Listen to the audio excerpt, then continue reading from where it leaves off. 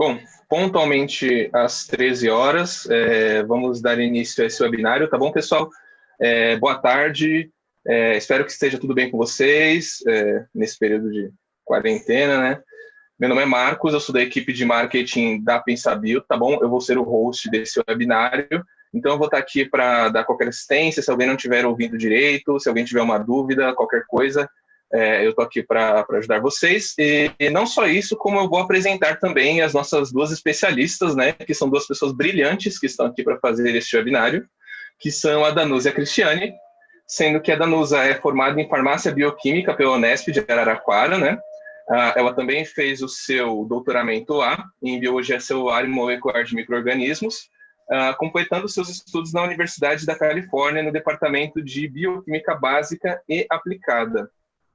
Ela também concluiu seu pós-doc em biologia molecular e bioquímica aplicadas em modelo humano, estudando interação de proteínas também na Universidade da Califórnia, e entrou na Pensabio em 2015 como especialista, sendo que hoje ela já é gerente de produtos. A Cristiane, ela é formada em biologia pela Uniararas, onde ela também fez o mestrado dela e doutorado em biologia celular e molecular do câncer pela Faculdade de Medicina da Unicamp. Ela está na Pensabio desde 2017 e trabalha como especialista de produtos na Pensabio, trazendo para a gente certamente excelentes resultados. Então, eu gostaria, depois dessa apresentação, de chamar a Danusa e a Cristiane para poder começar esse webinário efetivamente. Muito obrigada, Má, pela super adorável apresentação. A gente até se sente elogiada, né? Bem-vinda também, Cris. Vamos fazer, então, essa comunicação mais técnica com os nossos clientes, agradecendo a presença de todo mundo que está aqui hoje com a gente, tá? O tempo dedicado e a confiança de conhecer mais de tecnologia e aprender um pouco mais com a gente da Pensabio, tá? Eu vou iniciar a apresentação e a Cris logo em seguida fará o acompanhamento com vocês. Então, a gente vai conversar um pouco hoje sobre os métodos e as tecnologias utilizadas hoje no diagnóstico da Covid-19, tá? A gente vai abordar diferentes técnicas, diferentes métodos, todos na tentativa de trazer o melhor resultado, o mais acurado possível para a detecção da Covid-19. Então, vocês vão ficar comigo e com a Cristiane hoje por essa próxima hora, discutindo os assuntos. Eu gostaria que vocês ficassem bem à vontade para interromper-nos a qualquer momento, e de preferência com áudio, porque eu estou sem retorno e provavelmente a Cris também vai ficar sem retorno de vocês. O Marcos, como vocês viram, está aqui para nos ajudar, mas eventualmente ele pode não conseguir acompanhar as perguntas no chat. Então, se vocês fiquem à vontade para interromper por áudio, e se quiserem fazê-lo por chat, fiquem à vontade também, tá bom? Então, vamos só fazer um breve wrap-up, né? Uma breve introdução e resumo da situação global hoje.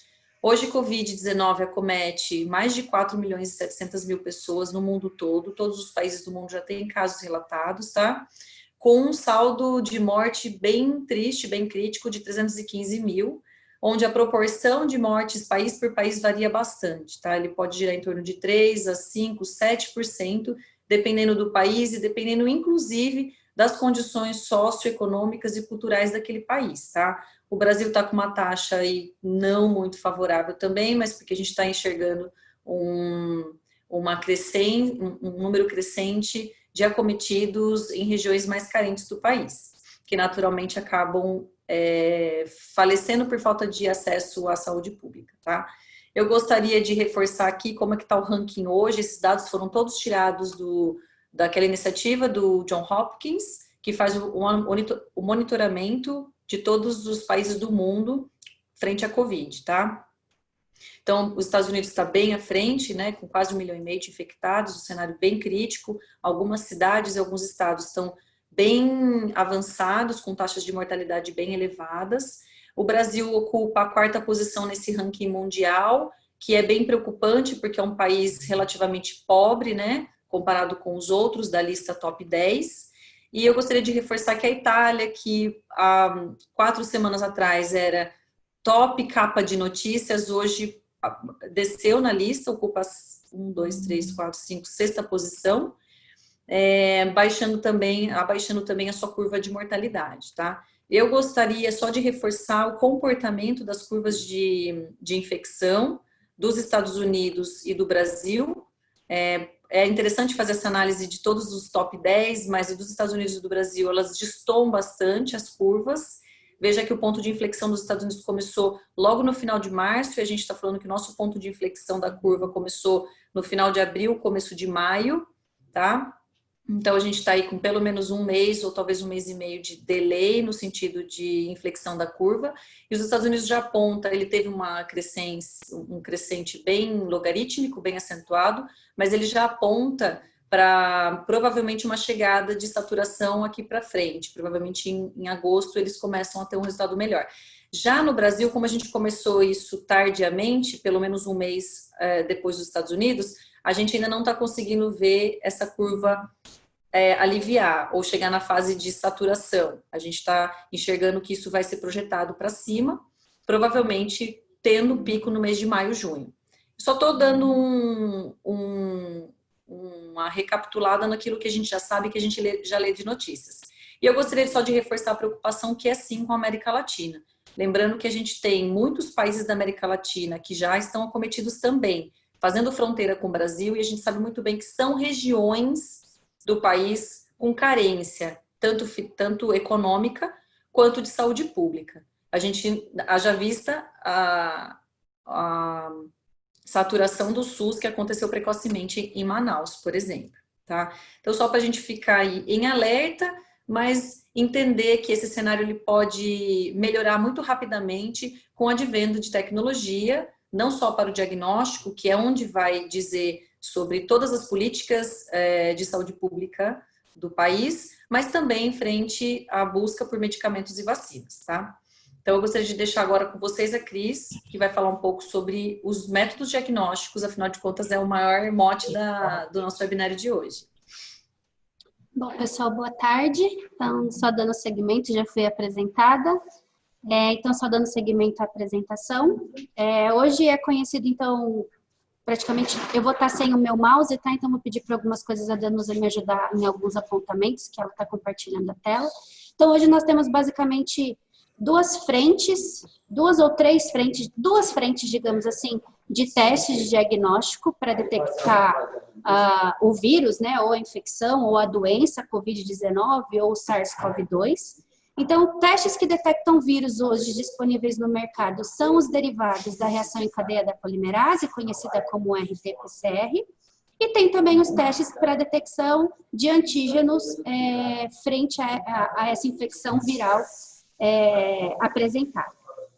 E a outra frente que nós temos são os testes de detecção de resposta, onde é analisada a resposta do organismo frente à infecção com esse vírus. Então, eu detecto esses anticorpos que o meu organismo produz frente a essa infecção, tá? Então, nessa primeira parte, eu vou focar, então, um pouquinho nessa parte de testes moleculares, vou ficar com a parte de qPCR. E aqui eu queria que vocês tivessem em mente um pouquinho como é feito esse diagnóstico e um pouquinho de como essa infecção de vírus, essa carga viral acontece dentro do organismo e como esse organismo responde posteriormente. Então, mantenha em mente um pouquinho esse gráfico, que ele vai ser muito útil nos próximos slides para detecção, para a gente discutir e conversar um pouquinho desses dois métodos. Então, eu tenho no meu eixo X, a parte de o tempo de infecção, então quanto tempo aquele indivíduo vai estar infectado e como o meu organismo está. Então, eu tenho num período inicial um aumento de RNA viral no meu organismo, consequentemente, né, um aumento de antígenos virais também, e posteriormente, após alguns dias de infecção, eu começo a ter um aumento de resposta, tanto de IgG e de IgM, principalmente, em resposta a esse vírus que está tentando, então, começar a acionar um mecanismo de resposta e combater esse tipo de infecção. Então, mantenha em mente essas curvas, esses gráficos, que vai ser muito útil nos próximos slides, para a gente discutir um pouquinho aonde cada teste é melhor empregado, aonde um tem uma maior sensibilidade do que o outro, então mantenha isso em mente, tá? Então, nessa primeira parte, então, eu vou focar um pouquinho no teste molecular, que é para ficar na parte de RT-PCR, na parte de detecção. Então, o que eu preciso ter no meu laboratório, né? O que eu preciso ter de equipamentos, de EPIs importantes para eu ter no meu laboratório? Então, antes de qualquer coisa, como a gente vai estar trabalhando com amostras biológicas, amostras que podem vir contaminar outros indivíduos, então eu preciso ter um laboratório, uma cabine biológica, um laboratório com estrutura de nível segurança 2, equipamento de proteção pessoal, os EPIs, eu não preciso nem entrar no mérito que a gente escuta isso na mídia todos os dias, a dificuldade de encontrar, mas a importância de manter essas pessoas que estão trabalhando com esse tipo de amostra manter seguras, então uso de máscara, de óculos, de jaleco, enfim, todos os EPIs que vocês já conhecem, então isso é o primordial, onde eu preciso ter.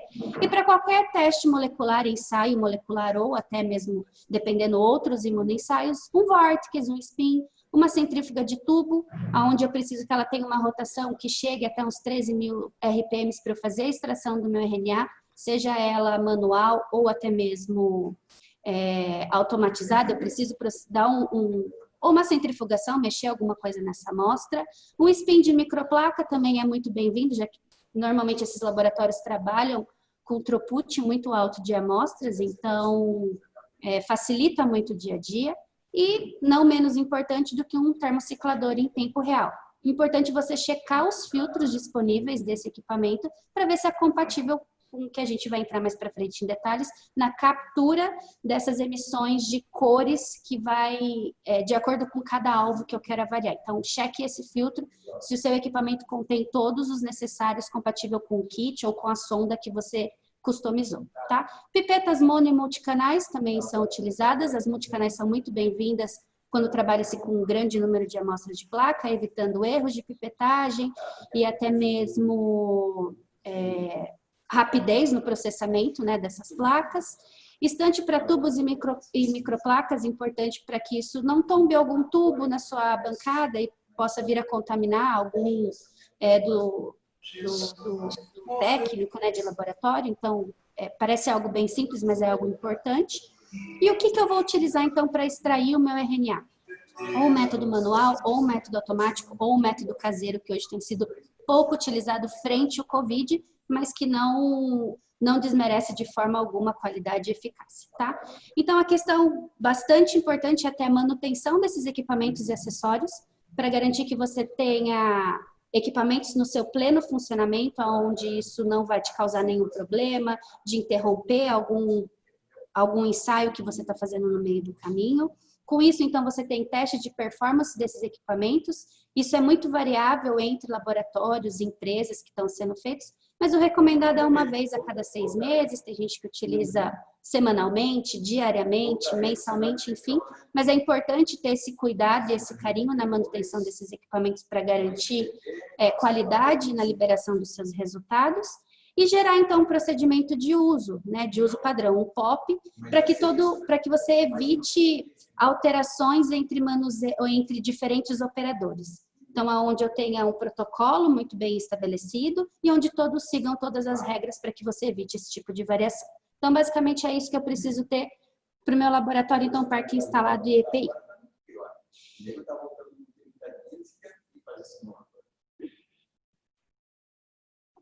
Então, vamos para a primeira etapa. Então, quando eu quero começar para avaliar, então, esses testes de PCR, como eu já falei no slide anterior, é a parte de detecção de RNA do vírus, então são sequências específicas do vírus. Hoje, o que está validado pelo CDC é basicamente amostras coletadas de SWAB, tanto nasofaríngeo quanto orofaríngeo. Aí tem algumas variações que precisam de 3 coletas, tem lugares que estão fazendo com uma coleta. Hoje esse é o mais utilizado, é o que está validado, mas sabe-se que outros tipos de amostra também pode ser utilizado para extração. Mas hoje o validado pelo CDC, onde tem se utilizado, são amostras de swab nasal e orofaríngeo. E aí é muito importante vocês terem em mente o tempo e o armazenamento de processamento dessas amostras. Então, quando nós estamos falando de RNA, a gente está falando, então, se a gente voltar lá atrás, né? Então, o RNA, ele vem, né, até dado origem a partir de uma fita de DNA, uma sequência de DNA, e ela é uma fita simples. Então, com isso, ela é uma fita muito instável, muito fácil de ser degradada. Então, esse tempo, a forma de armazenamento e o tempo de processamento é muito importante para garantir que você tenha aquele RNA ainda disponível na sua amostra e aquilo não seja degradado. Então, tente trabalhar isso da forma mais fresca e num menor curto de tempo. Dê uma olhada nos protocolos de CDC, tem algumas informações já validadas, o tempo e a temperatura de armazenamento, que é bastante importante. E se você optar por extração de RNA manual ou automatizada, a gente pode ter no formato de colunas de sílica, bíades magnéticas ou os protocolos caseiros, como eu já falei. Né? Então, se você tem uma amostra em um bom estado, um armazenamento bom, uma amostra fresca, consequentemente, você vai ter um RNA de uma qualidade muito boa e, consequentemente, seus resultados serão confiáveis. Então, quando a gente fala, olha, tome cuidado nisso, então, é para você garantir que todo o seu processamento se você começa com algo muito bom, os seus resultados vão ser muito bons. Claro que isso vai depender da sua tecnologia, do treinamento pessoal, mas isso é realmente algo que...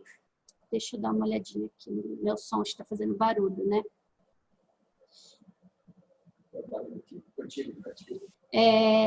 Então, se eu tenho uma amostra de um processamento inicial, eu vou ter resultados bons. Então, tenha isso em mente, que realmente é muito importante. Além da utilização de reagentes de qualidade.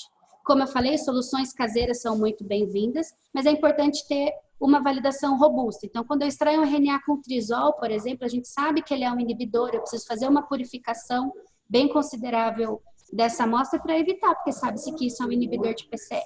Tá? Então, é muito importante vocês terem uma preocupação para a extração de RNA. Então, como que funciona, né? Então, nessa primeira imagem aí colorida, bonita, desse DNA, RNA azul, então eu tenho essas esferas marrons, que está representada como esferas magnéticas, que elas vão ter, então, como que funciona o método, né? Por extração magnética, eu vou ter o meu RNA ali disponível, e essas esferas magnéticas vão ter afinidade por se ligar. Então, o meu RNA ele tem uma carga negativa e essas esferas, por complementariedade, por afinidade de ligação, vão se ligar e aí o meu RNA fica... esse RNA vai ficar ligado nessa fita e aí com isso depois eu posso fazer sucessivas lavagens e depois eu solto o meu RNA dessa bíade magnética. Então, o princípio do método é isso. A coluna de sílica não é muito diferente, é só uma estrutura, um material diferente, mas eu tenho uma rede, um filtro, onde eu vou ter essa ligação, que também vai ser uma afinidade pelo meu RNA. Então, o meu RNA vai ficar preso ali dentro, eu vou fazer sucessivas lavagens para fazer essa eluição dessa sujeira, desse resto de meio, enfim, do que eu estou utilizando de sujeira, e depois eu vou ter o meu RNA íntegro. Importante vocês tomarem cuidado, o princípio do método é o mesmo para qualquer tipo de amostra, só que às vezes, dependendo do tipo que você vai trabalhar, tem um preparo prévio, então cuidado, ou uma diluição, ou alguma solução de lise mais fina. Então tome cuidado, leia o protocolo se vocês estiverem usando algum método de coluna, porque às vezes, dependendo do tipo de amostra, tem um tratamento inicial que é bem importante vocês terem em mente. Tá? Mas o princípio do método é isso, uma coluna de sílica e uma bíade magnética que vai ter afinidade pelo meu RNA. E aí, para isso, o que eu preciso? Eu preciso de ponteiras com filtro, microtubos, placas e selos óticos para real-time, então não é qualquer placa, não é qualquer selo, são específicos para a utilização, porque o meu real-time depois vai estar emitindo fluorescência, então eu preciso que esses consumíveis sejam compatíveis para isso. Água ultra pura, não preciso nem falar, para qualquer teste molecular, né, que livre de RNAs, DNAs, enfim, água ultra pura. E o meu RNA viral que eu já tenho extraído pelo meu método anterior. Então, aqui e aí tem um outro ponto, quando a gente vai para a parte de qPCR, que são os ensaios que eu utilizo esse RNA viral já para minha reação de PCR, que o próximo slide eu vou entrar com um pouquinho mais de detalhes. Nessa reação de PCR, eu vou precisar de kits de detecção para o SARS-CoV-2. Então, o que eu vou precisar para minha reação de PCR em si? Master Mix, que vai fazer minha transcrição reversa, porque eu vou ter o meu RNA numa fita simples, e eu preciso transformar isso em uma dupla fita. E aí, para isso, então, eu preciso de uma enzima, uma transcriptase reversa. Vou precisar também, depois de uma polimerase, uma outra enzima polimerase, onde eu vou ter para fazer a cópia desses fragmentos. E esses fragmentos vão ser, então, marcados ou determinados pelas minhas sondas de hidrólise, que é comercialmente conhecida como Tachman, é o que todo mundo escuta, mas o nome correto desse tipo de marcador é uma sonda de hidrólise, que ele contém, então, essas sondas que estão marcadas, que a gente vai entrar em detalhe nos próximos slides, que nada mais são complementares às regiões de genes do vírus do SARS-CoV-2. Aí tem vários genes que foram validados, por exemplo, o gene N, o gene E, o gene RDDP, o gene ORF1, enfim, que a gente vai entrar em mais detalhes. Outra coisa que eu preciso ter na minha reação é um controle interno da reação, seja uma RNase P, que é o que mais tem sido utilizado, ou eu posso utilizar também uma beta-quitina, que é o que todo mundo às vezes conhece, um GAPDH. Então, um controle interno é muito importante para eu garantir que a minha reação está funcionando. Ter um controle positivo, se eu estou usando um kit comercial, eu já tenho a síntese, já vem esse controle positivo, que é uma sequência sintética desse controle, e aí eu utilizo, ou utilizo uma amostra, que eu sei que é uma amostra positiva, para garantir que o meu teste também esteja funcionando, e um controle negativo, onde eu não coloco nenhum tipo de RNA, nenhum tipo de material genético, para garantir que não houve nenhuma contaminação da minha amostra. Tá? Então, esses são os pontos chaves que a gente precisa ter em mente para trabalhar com a PCR em tempo real. Então, aí o que a gente sempre escuta, né? Mas o que é isso? One step, two step? Que negócio é esse, né? Qual que é a diferença do que tem? Do que é de um, do que é de outro? O mais comum que se é utilizado é o two step. Então, veja na segunda figura, na verdade, a última, o two-step, que é o fluxo normalmente utilizado, tá? Então, eu faço primeiro uma reação para fazer a minha síntese de cDNA. Então, onde eu tenho água, tampão, DNTP para fazer a síntese de novas fitas. Eu tenho o meu RNA, que eu extraí a partir do meu método ou manual ou automático. E aí eu tenho uma transcriptase reversa que vai converter essa fita simples em uma fita dupla. Depois disso, que é o que a gente chama de cDNA. Então, eu tenho o meu cDNA. Esse cDNA, ele é estável, eu posso deixar guardado por anos dentro do meu freezer, e ele é uma molécula estável porque ela é uma dupla fita. E aí, depois disso, eu utilizo para fazer o meu RT-PCR. Meu qPCR, desculpa. Aí, nisso, eu vou colocar de novo os primers específicos, no meu caso aqui, para o SARS-CoV-2, os meus DNTPs para síntese de novas fitas, água e tampão, e uma DNA polimerase para fazer a síntese desses novos fragmentos. Então, a partir disso, eu vou ter depois o meu fragmento ou as informações do meu gene. Quando ele é one step, eu tenho um master mix pronto, onde eu já tenho os dois tipos de enzima, a água buffer, a minha transcriptase reversa, a minha polimerase, o meu RNA. E na mesma reação, ele começa fazendo essa dupla fita, transformando isso em cDNA, e depois ele já começa a amplificação dos meus genes alvos. Então, com isso, eu tenho o menor manuseio da minha amostra, eu tenho uma redução no meu tempo de reação, eu tenho uma redução de hands-on. Então, se eu estou trabalhando com amostras que são potencialmente contagiosas, né, que podem contaminar o meu usuário, então eu não tenho essa dupla manuseio com isso, eu tenho uma só ponho numa reação e isso segue. Com isso eu evito erros de pipetagem, então eu ganho tempo utilizando no mesmo master mix uma enzima transcriptase e uma polimerase nesse mesmo ensaio, tá? Então essa é a diferença.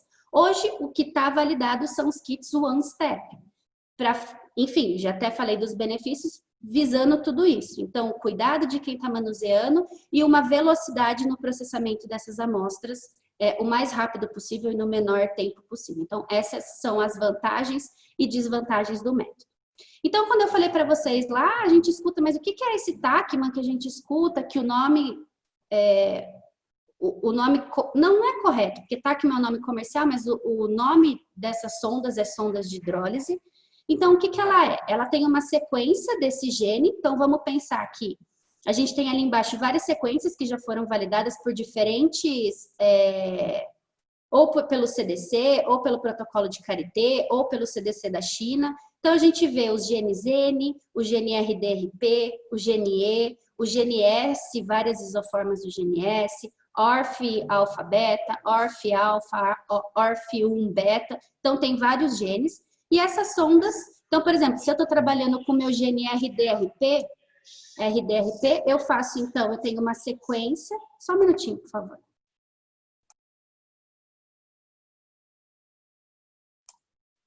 Então, se eu pego uma sequência, se eu estou trabalhando com o gene RDRP, por exemplo, eu vou ter, então, essa sonda compatível com esse gene, que vai se ligar por complementariedade nas sequências de base, e ela vai ter um fluorocromo, que a gente chama de reporter, numa extremidade, e de quencher na outra extremidade. Esse quencher nada mais faz do que esse reporter não emita cor, ele fica como se fosse segurando, ele fala, reporter, se segura aí que você não vai emitir nenhum sinal.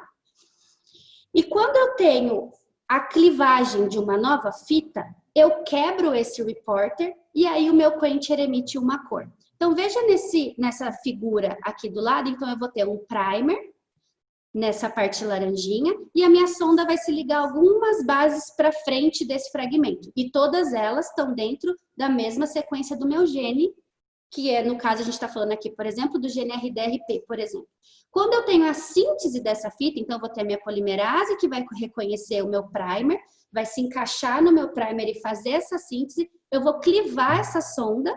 Então, quando eu clivo, o que o quencher está fazendo para o reporter, para ele segurar o sinal, ele emite o sinal e eu garanto que esse sinal emitido é realmente da região que eu estou querendo olhar do meu gene. Então, quando eu faço essa emissão de sinal, é o momento que o meu equipamento, que o meu real-time faz essa captura de sinal. Opa, emitiu cor, então eu vou capturando, tá? Então, é dessa forma que funciona. Quais são os benefícios disso? Ele é um reagente extremamente sensível e específico, pois ele só vai emitir quando houver a síntese daquele fragmento que eu quero, tá? Então, para PCR quantitativa, então ela faz nessa quantificação do meu número de material genético, no caso aqui eu estou usando RNA, DNA, mas é porque eu estou falando de dupla fita, ou um cDNA, porque ele já vai estar em dupla fita. Com isso, então, eu consigo avaliar a todo momento o quanto está tendo de aumento de emissão de fluorescência durante esses ciclos, tá? Então, eles são coletados. Dependendo de cada aplicação, eu visualizo a parte inicial dessa curva, dependendo do momento eu já pego a parte final dessa curva, tá? Importante eu ter um controle endógeno, como eu falei, para eu garantir que a minha reação está funcionando, e também é utilizado quando eu quero fazer alguma análise de QPCR relativa, então eu quero comparar. Então, eu preciso de algo que eu sei que realmente está sendo expresso para algo novo, e aí eu consigo falar, esse algo novo está 2 vezes mais expresso do que uma beta-quitina, do que a RNase P, por exemplo, que é meu controle interno. E aí, como eu falei, o equipamento ele vai capturando essas imagens ciclo a ciclo, e com isso vai determinando essas curvas de amplificação.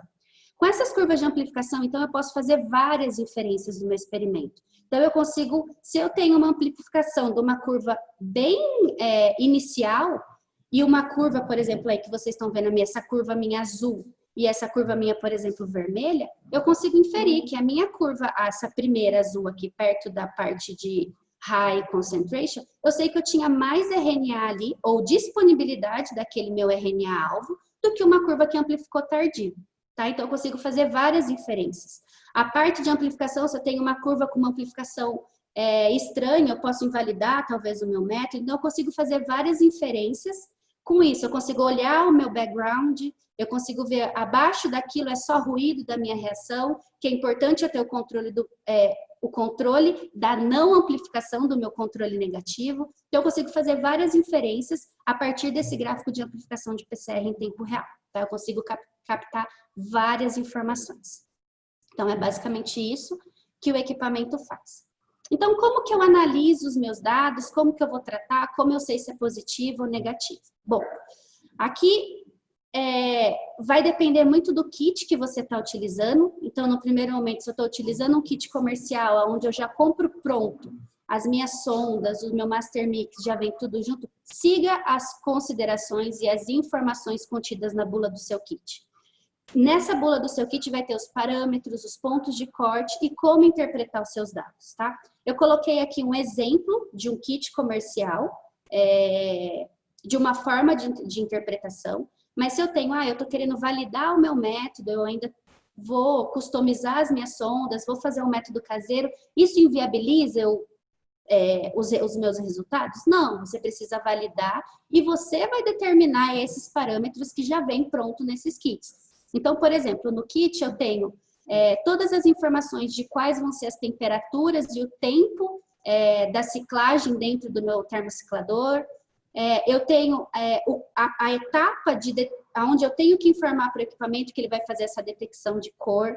Eu já tenho as minhas sondas que já estão determinadas, no caso aqui, por exemplo, o GNR, DRP e o GNN, por exemplo, estão marcados com a sonda FAN. Eu sei qual é o fluoróforo que ele vai estar sendo emitido. Nesse caso, por exemplo, o GNE e a RNase-P, que é meu controle interno, está marcado com o X. Então, essas informações é importante vocês saberem para que vocês utilizem um equipamento que tenha capacidade de detectar essas cores, tá? E além disso, esses kits comerciais normalmente já vêm com essas informações, ou vocês precisam validar o ponto de corte.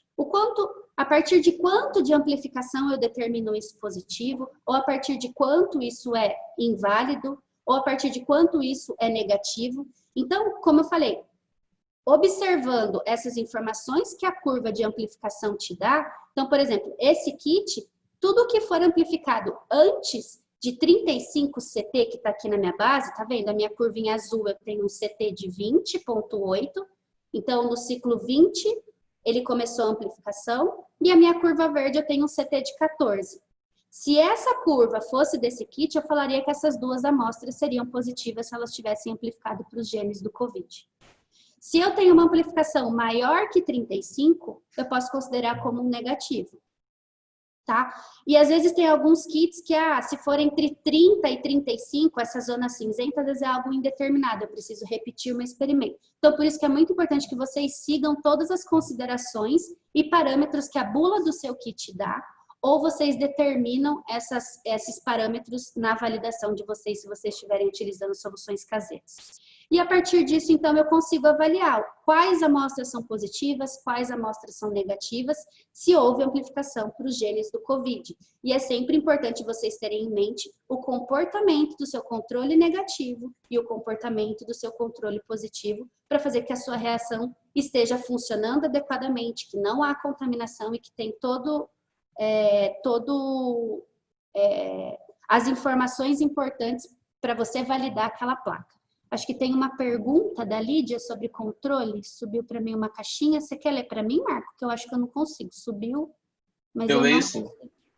A Lídia mandou assim, fale um pouco mais sobre esse controle positivo de RNase-P. Achava que era um gene humano que garantia que tenha amostra na reação e que o resultado negativo não é falso negativo. Não entendi ele ser usado como gene de referência para a quantificação da amostra. Tá. Na verdade, aqui, Lídia, ele não faz mesmo, você está coberta de razão. Ele não faz ele não é um gene de referência, você não vai fazer um comparativo com ele, tá? É só para você garantir que realmente há amostra biológica na sua reação, há RNA na sua reação, e você pode então concluir que a sua reação funcionou, tá? Mas existem kits onde eu tenho a amplificação do meu controle positivo, por exemplo, não funcionar, e eu tiver amplificação de todos os genes, nesse caso aqui que a gente está utilizando, tá? O RDRP, o GNE e o GNN, por exemplo, eu posso validar ele como uma amostra positiva, de acordo com o protocolo desse kit que eu estou mostrando para vocês, tá? Pode acontecer da RNase-P às vezes não funcionar, mas você tem amplificação de outros genes. Desde que o seu controle negativo esteja negativo, você pode considerar, mas isso vai muito de kit para kit, tá? Então, não é feita uma análise relativa, tá? É feita uma análise, nesse tipo de kit, uma análise absoluta. Tem ou não tem, é positivo ou negativo. Basicamente, é isso que os kits têm mostrado, tá? Claro que você pode fazer correlação, se você quiser, olhando para o seu RNA o seu gene, o seu controle endógeno. No caso aqui é RNase-P, que é um gene que está presente em amostras biológicas para você garantir que não houve nenhum erro de pipetagem. Porque, por exemplo, se eu não tenho nenhum gene que funcione, por exemplo, e eu não tenho nenhum controle endógeno, eu posso garantir que essa reação realmente foi negativa? Então, se eu tenho um controle endógeno, eu aumento essa confiabilidade do meu kit. Poxa, olha, minha amostra biológica funcionou e os outros marcadores não funcionaram. Então, essa amostra é negativa para o COVID. Não sei se ficou claro. Se quiser, só para a gente seguir, a gente pode voltar nessa discussão depois, para a gente acabar não estendendo muito o prazo. Tá? Mas a gente pode voltar nessa discussão e a gente faz com áudio, e aí acho que fica uma conversa mais agradável, onde a gente troca informações, tá bom? Então, é importante vocês terem em mente isso, as informações contidas no kit, ou vocês criam as próprias validações, caso seja um método caseiro, tá? Veja que esse 35 que tá aqui é para esse kit específico que eu coloquei para vocês, talvez outros kits seja considerado outros CTs, então isso aqui é só um exemplo das informações contidas numa bula de um kit, tá? Não se prendam a esse 35 e queiram utilizar para outros kits de outras marcas que vocês estão utilizando. Aqui foi só como forma de informações importantes de vocês olharem no datasheet do kit que vocês estão utilizando, tá? Próximo, Dan, por favor.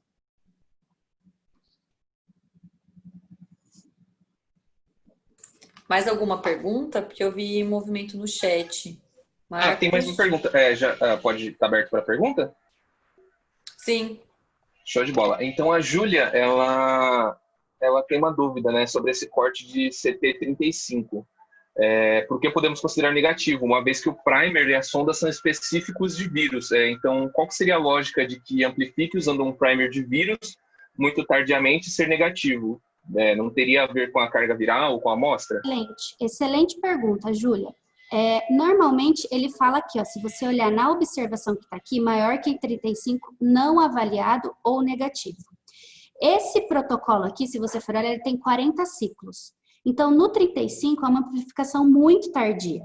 Então, você não pode fazer muitas inferências. O ideal é você repetir esse teste, tá? Porque é uma amplificação muito tardia e, preferencialmente, aumentando um pouco a quantidade de RNA inicial ou fazendo uma nova extração. Pode ser que você tenha, enfim, a qualidade do seu RNA extraído estava ruim, ou por pouca disponibilidade de célula, ou por algum problema, tá? Como é uma amplificação muito tardia, já quase no finalzinho da reação, ele te dá poucas inferências, tá? Mas se houve algum pico de amplificação de genes marcados para COVID-19, o ideal é que você faça essa repetição desse teste para garantir uma amplificação, ou com uma nova extração, ou com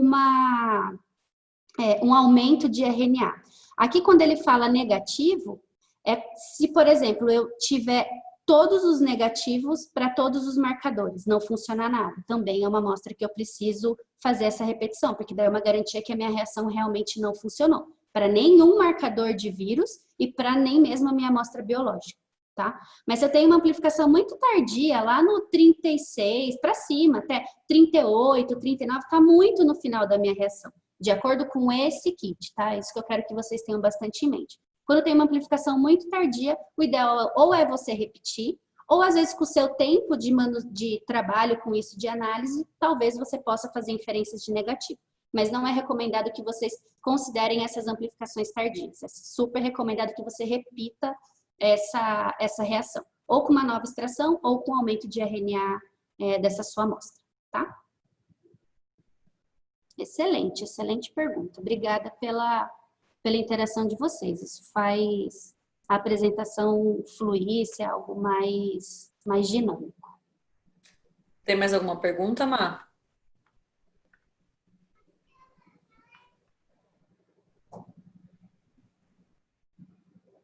Acho que não. E aí, eu queria apresentar para vocês uma nova opção de testes, tá? De formato de trabalho. Então, é sabido que laboratórios que estão trabalhando nessa parte de análises para COVID, principalmente, têm uma demanda e um processamento de amostras muito grande. E eu acho que é importante ter em mente de que existem tecnologias disponíveis que têm um maior processamento de amostras e um maior processamento de dados também. Então, existe a tecnologia da Fluidigm, que segue o mesmo princípio, é uma PCR em tempo real, só que aqui ele é em 2 passos, daí depois eu vou chegar aqui, então eu preciso fazer meu cDNA antes.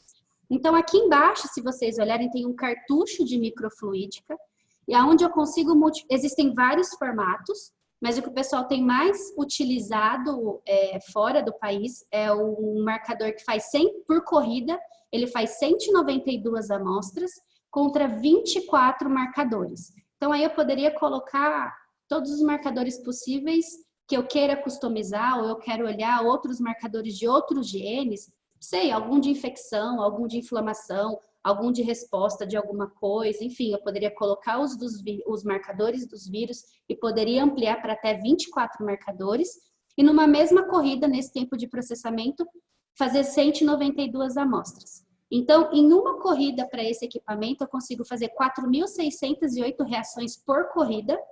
Então, com isso, eu ganho muito processamento desse tipo de teste, onde eu tenho uma redução muito, mas muito significativa, tanto de reagentes de Master Mix, quanto de amostra. Então, com 5 microlitros de amostra e 5 microlitros de reagente, porque todas as reações são feitas por microfluídica, então eu consigo fazer uma otimização muito grande no tempo e no consumo de reagentes e amostra também. Então, é um volume muito pequeno. Então, com isso, como eu falei, permite um processamento diário de grandes números de amostras e alvos, e você pode adaptar o seu protocolo disponíveis do CDC para sondas disponíveis, e eu posso incluir outros genes que sejam do meu interesse também. Algum gene de resposta, ou algum gene de marcador de inflamação, enfim, eu posso ampliar, sendo que eu tenho espaço para colocar até 24 sondas ali, tá?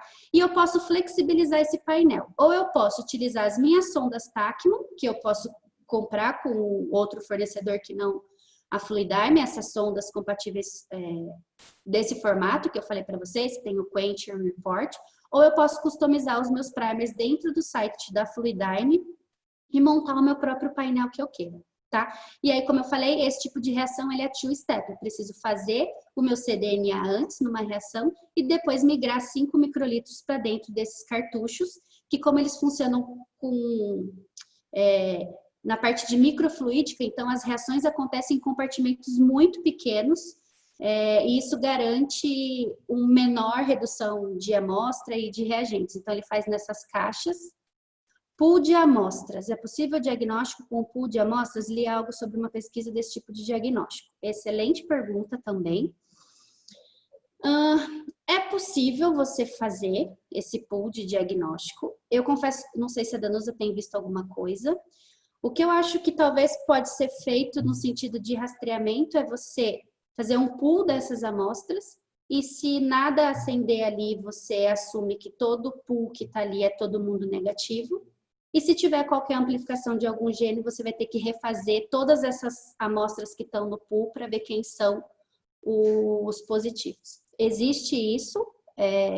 Eu particularmente não vi muita informação de paper sobre isso, não sei se a Danusa tem visto, com relação a pool de amostras. O que eu tenho visto é pool de marcadores. Marcadores, sim. Pool de amostras eu não tenho visto. Você tem ainda alguma informação disso? Acho que o mais relevante é o que você falou mesmo, Cris. Pool de marcadores tem sido bem eficiente, porque se não acende um, acender o outro, já resolve e já vale como confiável o resultado positivo ou negativo. Agora, pool de amostra, eu vi muito pouco, mas o que eu li é muito mais voltado para testagem em massa. Então, quando eu só tenho esse recurso, e esse recurso por alguma casualidade, ele se torna mais custo-efetivo, mais disponível para a população que eu estou trabalhando, a análise em massa, por PCR em tempo real, fazendo pool amostral, faz muito sentido sim, tá? Não vi na prática nenhum país fazendo isso, vi uma tentativa ou outra na Coreia, mas não foi algo muito disseminado, o CDC não se posicionou muito com relação a isso. Por quê? Porque os testes confirmatórios clássicos são por PCR em tempo real.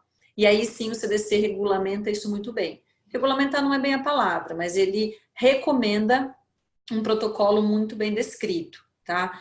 Então, de novo, quando for para testagem em massa, mais para rastreio, o pool é válido sim. Agora, quando o QPCR é usado de forma clássica, para confirmação de resultado, aí tem que ser necessariamente amostra individualizada e, de preferência, marcadores individualizados com, no mínimo, 2 marcadores diferentes, ou seja, no mínimo, olhando para 2 genes diferentes do mesmo vírus, do SARS-CoV-2 nesse caso. Tá? Você concorda, Cris, com esse... Exato, às vezes esse rastreio em massa só tem que ter esse tipo de cuidado, porque se eu ponho esse pool e todo mundo é negativo, beleza, eu ganho todo esse pool, eu não preciso fazer uma testagem individual, mas se eu tenho esse pool e acender alguma curva de marcadores para a doença, eu preciso depois olhar isso de forma individualizada para todos esses indivíduos que estavam no pool, para saber quem é o infectado ou quais são os infectados, né? Mas perfeito. preciso olhar. E aí, talvez o que a gente vai entrar na próxima etapa, pela questão de facilidade, são os testes rápidos, que a gente vai discutir isso logo mais, tá? E embaixo aqui tem o fluxo de trabalho para a parte do biomark, então eu seleciono meu painel ou utilizo as minhas sondas TACMA, que eu já tenho, que são compatíveis, preparo a minha amostra, isso, como eu falei, two-step, eu preciso separar isso, fazer o meu cDNA individual, utilizo esses cartuchos, que é onde todas essas reações individuais vão acontecer em compartimentos muito pequenos, na escala de micro ou nanolitros dentro. Faço, então, esse processamento depois, ou eu faço esse carregamento que eu posso fazer esse cDNA dentro do Juno, ou eu posso fazer isso num termocifrador individual e sigo direto para o Biomark, que é onde ele vai fazer a PCR em tempo real. E depois disso eu faço a análise com o software específico do equipamento. Então, com isso, é uma possibilidade de eu aumentar o meu throughput diário de processamento de amostras e até mesmo de quantidade de alvos. Então, imagina eu poder olhar para vários genes ao mesmo tempo. Então, eu tenho um ganho de informação, um ganho de dados bastante relevante, tá? Então, para a parte de PCR em tempo real, era essa. E aí, se alguém tiver dúvida, a gente pode voltar nas discussões depois no final da apresentação. Eu só gostaria de reforçar um comentário da Cris com relação à adaptabilidade do protocolo frente às recomendações do CDC. Então, tanto a plataforma da Fluidigm é flexível e adaptável para os protocolos do CDC, quanto a própria Fluidigm já conseguiu uma autorização emergencial de uso do Biomark, da sua plataforma como um todo, como a Cris explicou aqui, para diagnóstico de COVID, tá? No Brasil, a gente conta com 4 sistemas do Biomark espalhado por diversas regiões do país, o que ajudaria muito na questão de produção de resultado com celeridade e custo efetivo.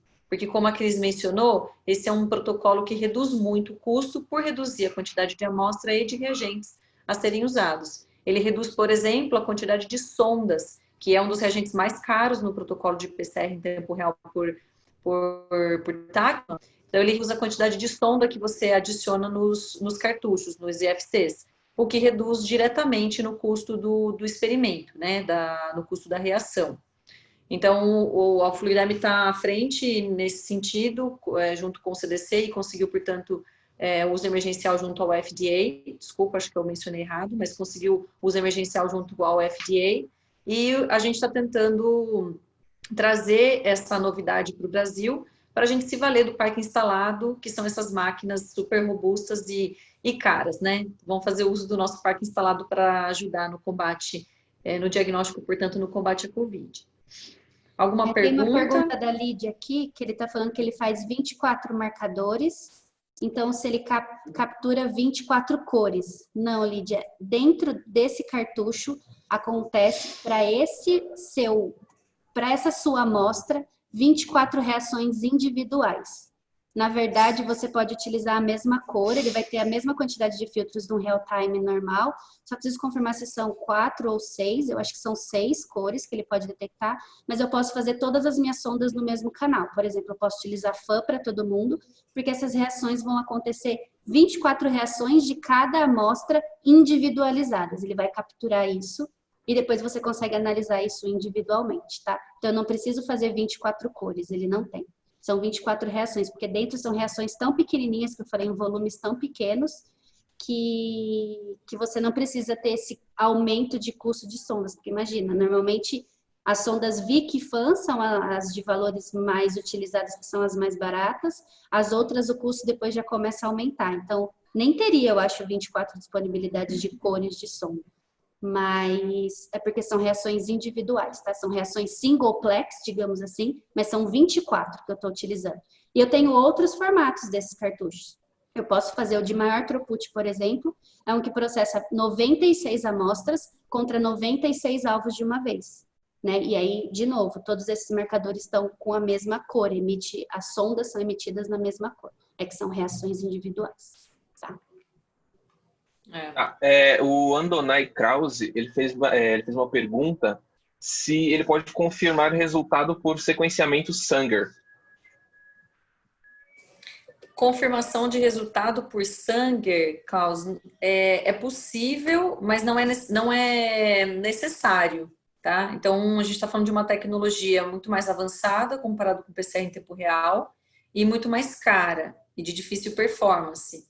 Então, não é necessário a confirmação por Sanger. A confirmação estabelecida pelas maiores entidades que regulamentam saúde no mundo hoje é por PCR em tempo real. Este é o método padrão para confirmação, tá? Mas, de novo, se você quer sequenciar para ter um outro resultado, que aí seria o genótipo daquele vírus, aí sim você parte para o Sanger ou até mesmo para um NGS, sequenciamento de nova geração, para ter, portanto, toda a sequência viral descrita e trabalhar com o depósito dessa sequência junto aos databanks virais e, consequentemente, abrir para estudos de vacina posteriormente, tá? Mas para confirmação de infectado, não é necessário o Sanger.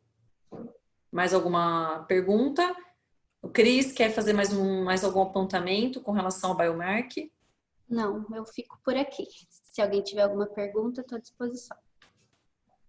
Obrigada, Cris, foi excelente. Então, vamos falar um pouco agora sobre os imunoensaios, né? A Cris deu um bom overview sobre métodos para detecção do vírus, do ponto de vista de técnicas moleculares. Agora, a gente vai falar um pouco sobre um popurrí de imunoensaios que estão sendo mais utilizados no Brasil e no mundo para detecção de Covid, tá? O teste rápido mais popular, pessoal, é o de testagem de IgM e IgG por imunocromatografia. Existem vários outros métodos sorológicos para detecção de IgG, IgM, até mesmo IgA, mas eles estão menos difundidos. E a explicação para isso é razoavelmente simples, tá? É o tempo e o custo aplicados nesses testes sorológicos ou imunológicos, tá? O método clássico utilizado é ELISA, e a gente sabe que para performar um ELISA com todos os padrões e com todos os critérios e controles, sai bem caro para os laboratórios. Então, isso é repassado naturalmente para o paciente de forma custosa, tá? Então, a maneira mais... E outra, né? Além do custo, não é qualquer laboratório que consegue ter infraestrutura e pessoal qualificado para a realização de testes sorológicos, como, por exemplo, ELISA, tá? Então, naturalmente, o mundo inteiro lançou mão de diversos testes rápidos no formato de cassete, que utiliza a técnica de imunocromatografia, que é uma técnica razoavelmente simples, extremamente antiga, e que dá efeitos muito bons, tem os seus prós e contras, mas que, no geral, do ponto de vista massivo, do ponto de vista de testagem populacional, é um dos métodos mais bem empregados e que surtem o melhor efeito. Novamente, eu vou apontar aqui algumas características, a gente chegou a discutir sobre elas no webinário de sexta-feira passada, mas vamos reforçar alguns pontos. Esse teste, ele é simples, tão simples, que a gente não precisa de muita infraestrutura, na verdade, praticamente nada, só precisamos ter uma mesa limpa, uma bancada reta e limpa. Ele é facílimo de operar, eu não dependo de profissional da saúde e não dependo de analista de laboratório para fazer, como, por exemplo, testes que exigem coleta de sangue ou venoso, ou então ELISA, que exige um especialista de laboratório muito bem treinado para a realização. Então, é um teste simples de operar. Ele é flexível porque ele aceita diversos tipos de amostra biológica, sangue venoso, sangue periférico, soro, plasma, depende muito da realidade de cada centro que estiver aplicando esse teste, para fazer a escolha adequada do tipo de amostra biológica.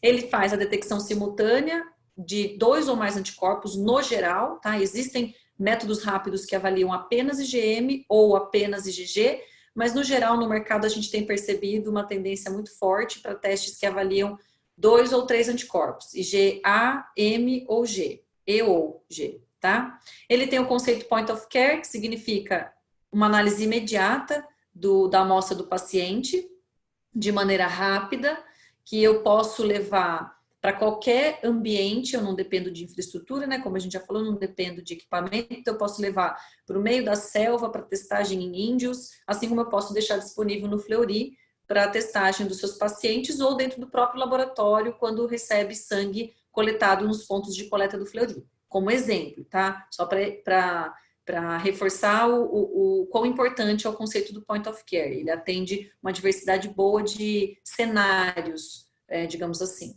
de saúde pública. A coleta, o manuseio e o armazenamento da amostra são cruciais para um bom desenvolvimento do método, tá? A gente sabe a importância que é fazer uma coleta, qualquer que seja essa coleta, de qualquer tipo de fluido biológico, seja suave nasofaríngeo, seja sangue venoso, seja sangue periférico, tá? É importante que seja feito com muito cuidado, com muita atenção às recomendações dos fabricantes dos métodos de coleta, tá? E bem como o armazenamento dessas amostras para que não haja degradação dos anticorpos ou complexação desses anticorpos com agregados e não permitam que eles fiquem solúveis para reação na fita de reação do teste rápido, tá? O teste validado ou um teste registrado no Brasil, óbvio, porque a gente ganha um pouco mais de confiança, né, no método. No Brasil hoje, o cenário que a gente vive a gente tem 34 kits rápidos de diferentes marcas, tá? 34 diferentes testes rápidos para imunoglobulinas humanas, só que a gente tem quase mais de 200 sob análise junto à Anvisa hoje, tá? Isso é um número representativo do ponto de vista das tecnologias ofertadas no mundo hoje, mas eu vou te dizer que 34 ainda é pouco perto da quantidade, perto da população que o Brasil tem. A gente vê países no mundo com bem menos população que o Brasil, com mais produtos circulando com ou aprovação ou uma espécie de validação, tá? Então, a tendência é que até dezembro a gente ganhe muitos outros testes aprovados pela Anvisa e revisados pela Anvisa, tá? Do ponto de vista de performance. E isso vai ser muito bom, porque quanto mais testes no mercado, melhor vai ser a competição com relação a preço e, consequentemente, o acesso à população. A indicação de uso do teste rápido é o que pega um pouco. Essa polêmica surgiu em todos os países que já passaram pelo pico e surge agora no Brasil novamente, tá? É sempre questionado a questão de você performar o teste rápido em pessoas sintomáticas versus aquelas assintomáticas e a confiança entre testar IgM positivo e IgG negativo e vice-versa. A gente vai falar um pouquinho sobre essa polêmica à luz desse gráfico fornecido por um dos nossos... desculpa, pessoal, alguém tem pergunta, né? Isso, A Lídia, ela perguntou, imunocromatografia por IgA ou ELISA? IgA, qual seria o material biológico? A gente vê pouco imunocromatografia para IgA. Na maioria das vezes, imunocromatografia é mais confiável para IgM, em segundo lugar para em primeiro lugar para IgG, em segundo lugar para IgM, e para IgA, de fato, é mais recomendado ELISA, por ter uma sensibilidade maior. E a amostra pode ser, na maioria das vezes, eu tenho visto soro e plasma, tá? Respondido? Mais alguma pergunta? Não, por enquanto, mais nenhuma pergunta. Ótimo. Pode interromper a qualquer momento, tá, Má? É que às vezes eu falo Fechado. demais, mas pode tentar me interromper. Sem problema. Vamos fazer uma análise à luz do gráfico de produção estimada de anticorpos em geral, tá? Para doenças infecciosas virais. Na maioria das vezes, as doenças virais, elas têm esse comportamento no gráfico de produção de anticorpos. Então, você tem um período de incubação, que pode variar para coronavírus, em geral, parece estar dentro de 14 dias. E logo no começo dos sintomas, na sintomatologia da doença, apresenta-se febre, e vai evoluindo para tosse, falta de ar e assim por diante. Então, a gente tem aqui na primeira quinzena, a gente tem produção alta de IgM, provando que o anticorpo de ataque, que é um anticorpo mais fácil de trabalhar e de detectar, pode ser identificado nesse período. E, posteriormente, a gente tem a soroconversão para IgG, que pode acontecer mais tardiamente, depois da terceira ou quarta semana da infecção. Tá? Como essa janela de período de incubação do vírus é muito variável, porque leva em consideração a condição imunológica do indivíduo, parece que leva em consideração a condição genética desse indivíduo, porque a gente está percebendo que país a país tem um comportamento um pouco diferente. De novo, estamos estudando isso tudo, né? Isso tudo é muito novo para a gente. Então, parece que essa janela varia bastante, tem algumas populações que 5 dias está sendo o dia de período de incubação, está sendo o prazo, e logo depois disso a gente já começa a ver os anticorpos, tanto de ataque quanto de memória subindo.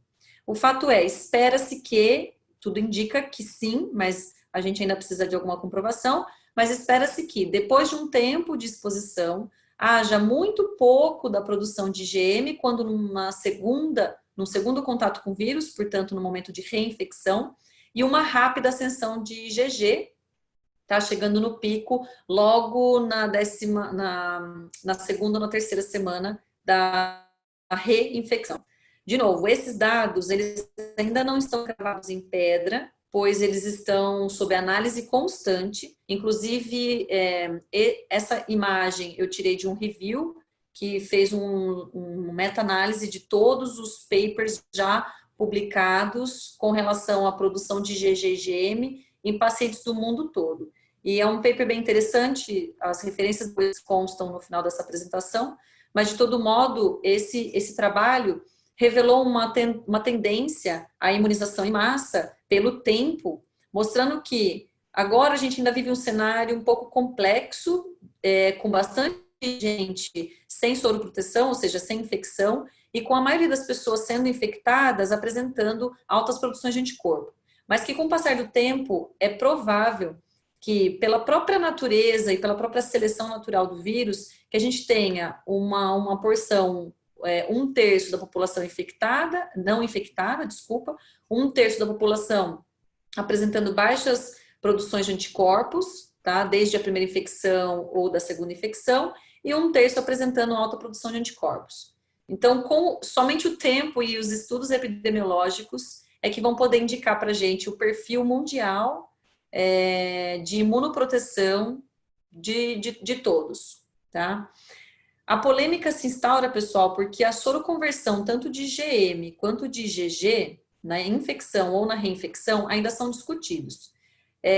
Já publicou-se na Science e na própria Nature indivíduos que não apresentam soroconversão para IgM e que apresentam direto soroconversão para IgG. E o contrário também já foi identificado, já foi visto. Tá? Vários estudos tentaram fazer uma correlação mais clássica, né, mostrando IgM com 7 dias no pico, IgG com 15 dias no pico, como outras coronaviroses, mas infelizmente a gente não está conseguindo um padrão muito claro para o SARS-CoV-2. Então é sim um pouco questionável a questão da soroconversão. Essa revisão que eu comentei com vocês aponta para uma imunização em massa de acordo com o tempo e dependendo da severidade da doença. Então parece que quadros clínicos mais severos apontam para uma concentração mais alta de IgM, especialmente IgG. Ou seja, IgM, ok, mas principalmente IgG. Parece que a soroconversão é mais acentuada quanto mais severo o quadro clínico do paciente, tá? Isso ainda está em estudo, mas são as evidências mais atuais da última semana que apareceram nos melhores journals de saúde pública no mundo, tá? A testagem em massa, de todo modo, ela é sempre válida.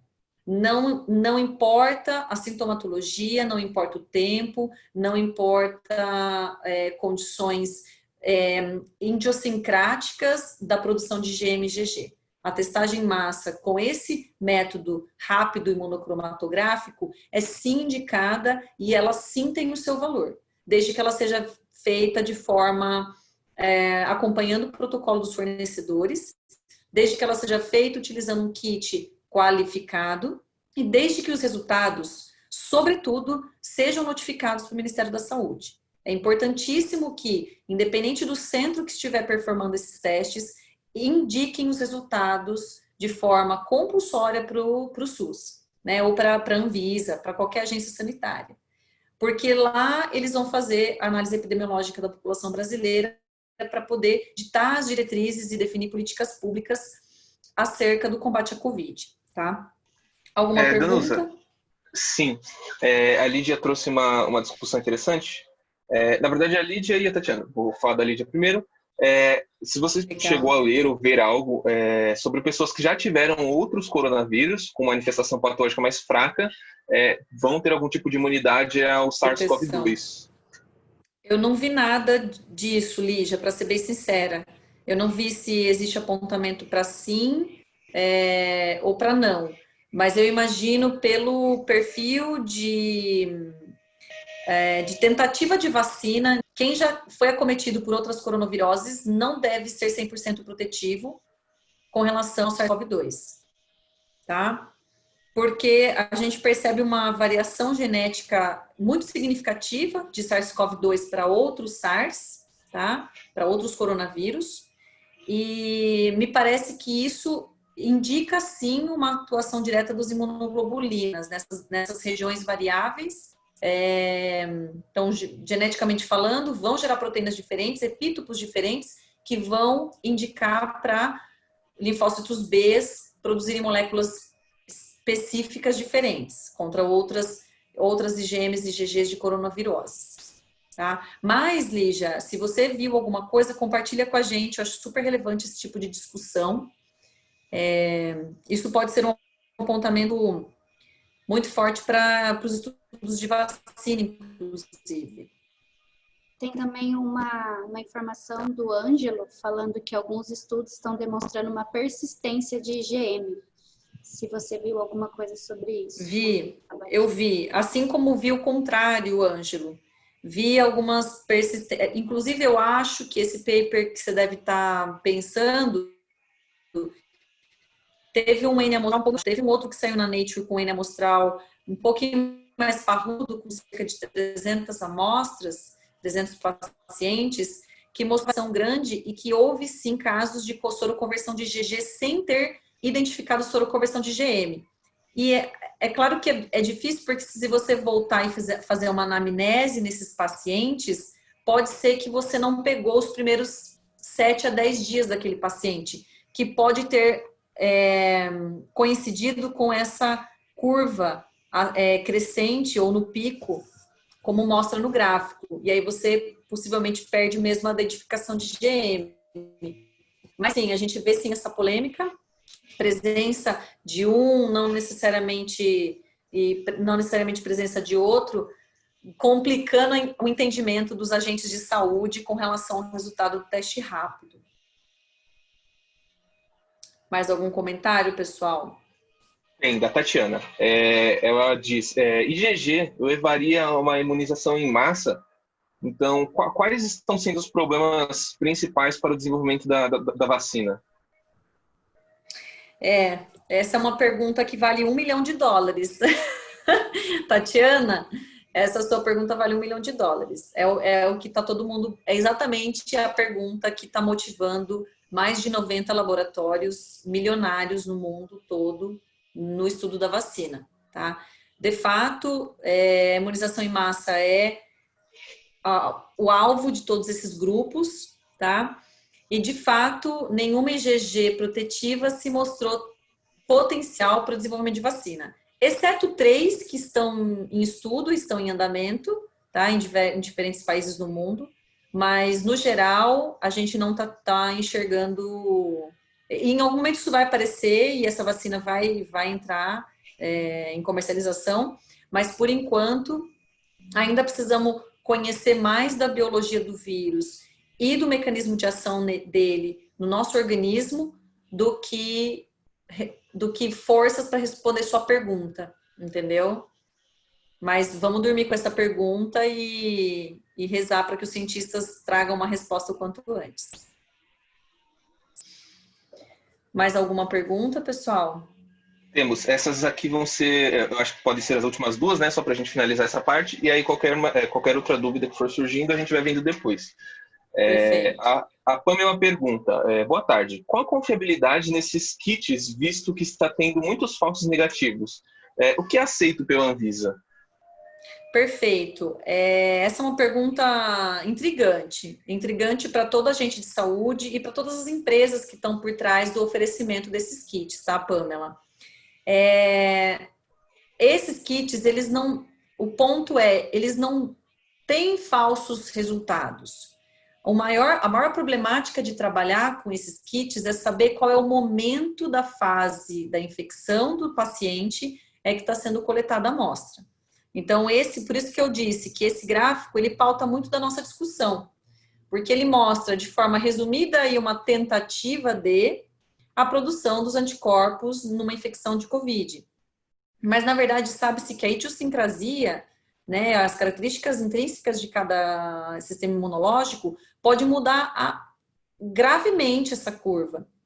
E aí você tem, sim, que tomar muito cuidado com o momento que é coletado a amostra, como ela é coletada e como ela é armazenada na realização desses testes, tá? E aí, se eu coleto uma amostra muito precocemente ou muito tardiamente, eu vou ter provavelmente um IgM negativo. E não significa que a pessoa não está infectada, a pessoa ainda pode estar infectada. Por isso que os testes rápidos por imunocromatografia, eles são indicados tanto pela Anvisa quanto pelo CDC, como testes auxílio diagnóstico, tá? Ou como teste diagnóstico, mas ele não pode ser único na liberação de um laudo positivo, tá? Ele sempre vai precisar passar por um teste confirmatório quando der positivo, e o confirmatório, portanto, é o qPCR que a Cris trabalhou muito bem com vocês na primeira meia hora. E ele é, sim, um indicativo importante para epidemiologia, né? Porque é com esse teste que eu vou conseguir rastrear pelo menos 20% da população, porque é custo efetivo, ele é prático, é que eu vou conseguir reportar para a Anvisa ou para as agências sanitárias e, consequentemente, ter uma análise epidemiológica mais avantajada, né? Mais relevante. Sem contar que as informações de IgG, sim, são extremamente relevantes nesse caso, porque eu preciso entender quanto da minha população já está imunizada ou não. Então, a questão de ser resultado falso negativo ou até mesmo falso positivo, em algumas discussões são levantados os dois problemas de falsos resultados, ele é sim questionável, mas ele não deve ser muito preocupante nesse momento, tá? Porque a preocupação tem que ser do agente de saúde que está realizando o teste, para fazer uma boa anamnese do caso.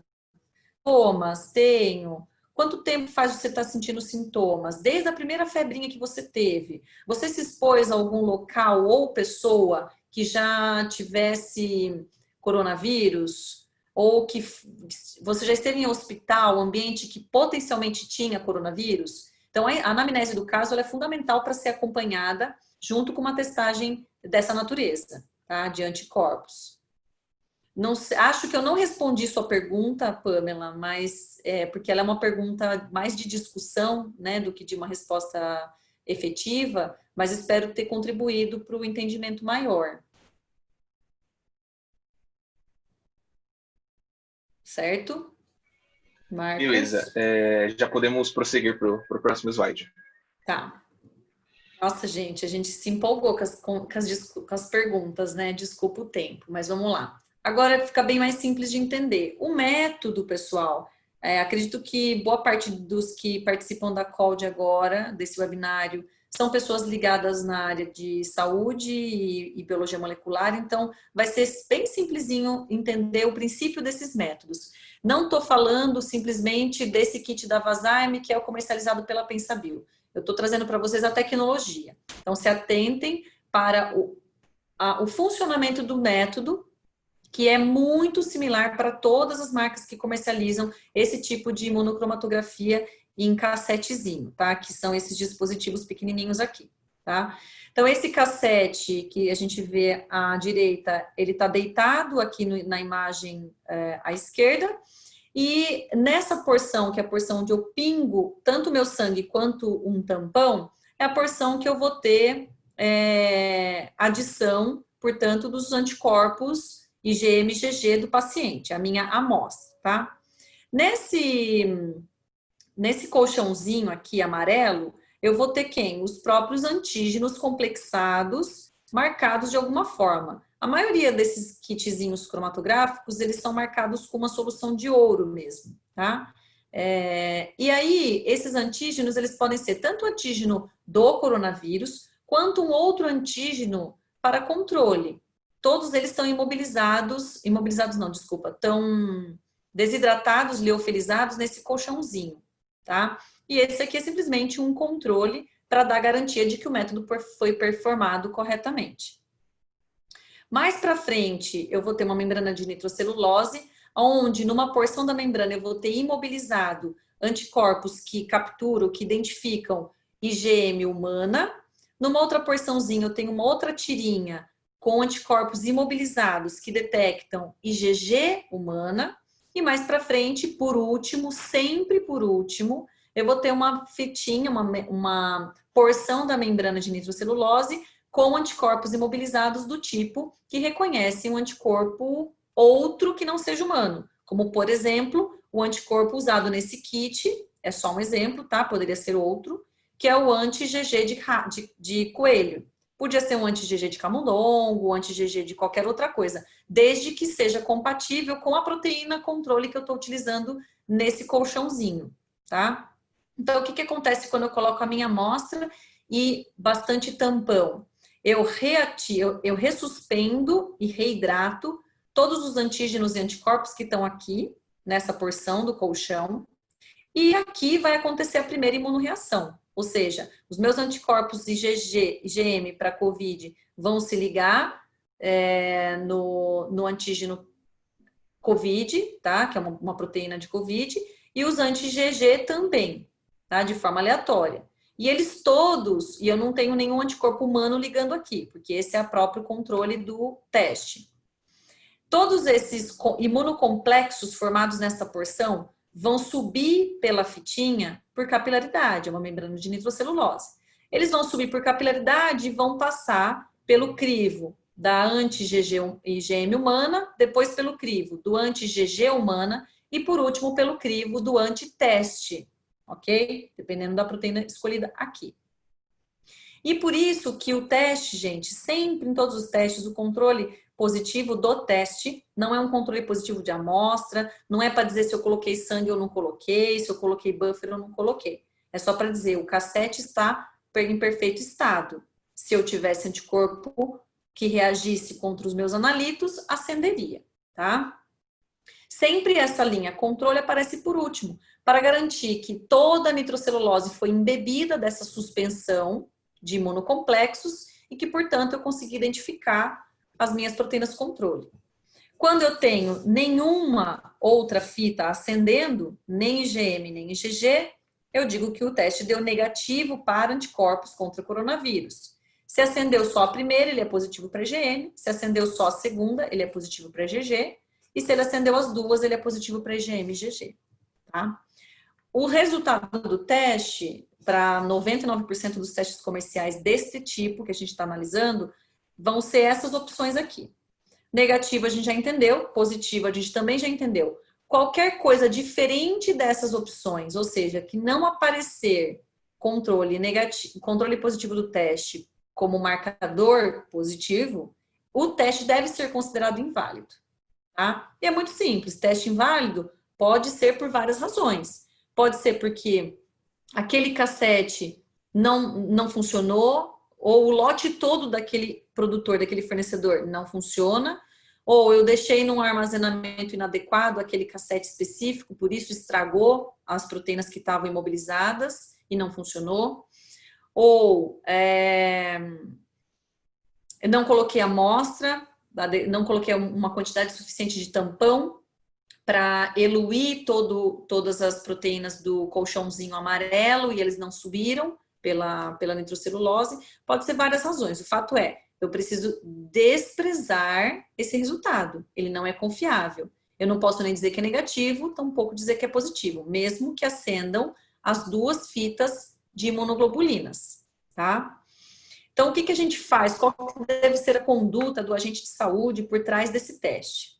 Se der positivo e a pessoa for assintomática, é recomendado que use sim um teste de detecção de ácidos nucleicos para uma testagem mais avançada, uma testagem confirmatória, tá? Afinal de contas, ele não tem sintomatologia, mas tem teste rápido positivo. Pode dar negativo no teste de detecção de ácido nucleico, no qPCR? Pode dar negativo, se ele estiver fazendo esse teste 14, 20 dias depois do início dos sintomas, tá? E o início do sintoma aqui, eu digo porque a pessoa pode considerar-se assintomático, mas na verdade ela teve alguma sintomatologia que ela não soube identificar, não soube conectar, tá?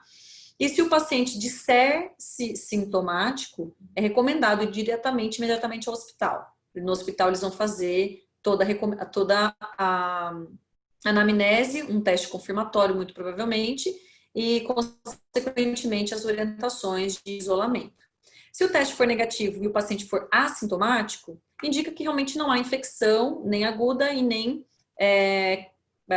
prévia de coronavírus, tá? E se ele for sintomático, mas deu teste negativo, recomenda-se que ele faça o teste confirmatório por qPCR. De novo, pode dar negativo se ele não está mais com o vírus circulante no corpo. E aí a gente pode estar diante de um cenário um pouco mais delicado, que é aquele cenário onde a pessoa tem baixos títulos de anticorpo e ele não está mais com infecção latente no corpo. Ele já se livrou do vírus. Então aí provavelmente é um caso que vai precisar de um teste confirmatório com outro método, por exemplo, um ELISA ou uma fluorescência.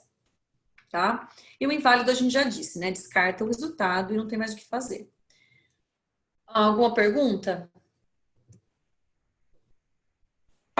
Acabou de chegar, na verdade. A Monique Macedo, ela menciona, o perfil de IgM e IgG deve mudar dos assintomáticos para os sintomáticos? O gráfico do slide 17 seria sobre sintomáticos? Não. Na verdade, já se sabe agora, inclusive uma informação quentíssima, acabou de sair do forno, que os títulos de anticorpos são mais altos quanto mais severo o quadro clínico, tá? Muito provavelmente por uma severidade, por uma patogenia maior do próprio vírus, que acomete mais o sistema imunológico e produz mais anticorpo. Esse gráfico é um gráfico geral, tá? Um gráfico geral de qualquer infecção por coronavírus. Ele não é um gráfico pautado especificamente, construído especificamente para ilustrar Covid, tá? Ele é mais geral para coronavírus.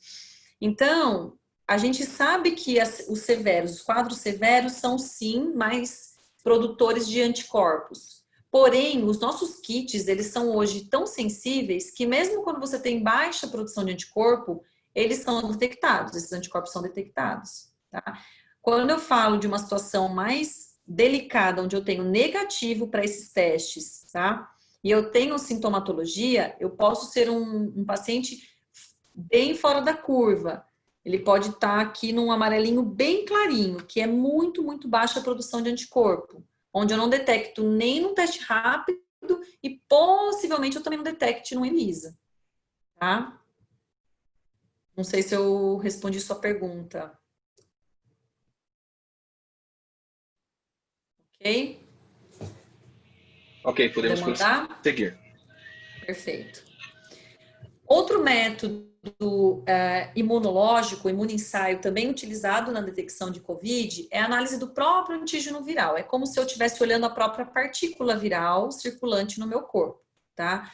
Na maioria das vezes, esse teste, ele é um teste também bem clássico, bem antigo, assim como imunocromatografia, muito parecido, mas ele é chamado de lateral flow assay, ou ensaio de fluxo lateral. Ele também é parecido, existe um dispositivo, uma membrana que a porção dela é passível de adição à amostra.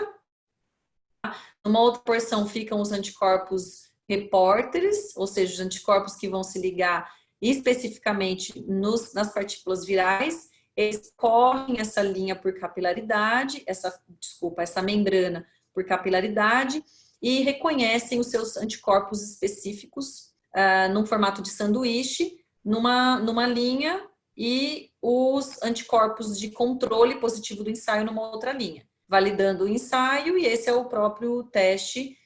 Se acender essa cor, é positivo. Se acender somente essa, quer dizer que o teste performou, mas é negativo, tá? É um método bem simples. Em geral, esse teste ele é mais sensível, e ele precisa de fato ser mais sensível, porque senão dependeria muito de uma carga viral alta para poder positivar o teste, e no geral não é assim que funciona. Esse teste ele é bem permissivo, então ele detecta infecções com vários quadros diferentes de carga viral. Por isso ele é mais sensível do que os testes de reconhecimento de anticorpos em geral, porque anticorpos a gente sabe que são moléculas produzidas com muito mais frequência, frequência não, com uma concentração muito maior, tá? No geral, o sinal desses testes são fluorescentes, o que nos deixa também mais sensível, e eles normalmente precisam de algum equipamento. Por que eu estou falando tudo normalmente, na maioria das vezes, tal? Porque existem várias marcas e vários tipos de teste que identificam antígeno utilizando imunofluorescência, tá? E eu não posso garantir para vocês que 100% deles utilizem equipamento e sejam, de fato, sinal fluorescente. O que eu posso garantir é que a maioria deles segue esse padrão, tá?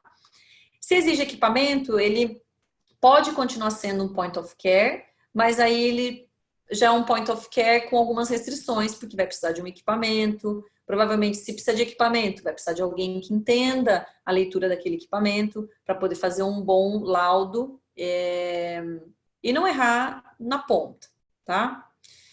Normalmente, ele pode ser executado com soro, sangue ou plasma, mas a gente vê mais apontamentos para suave.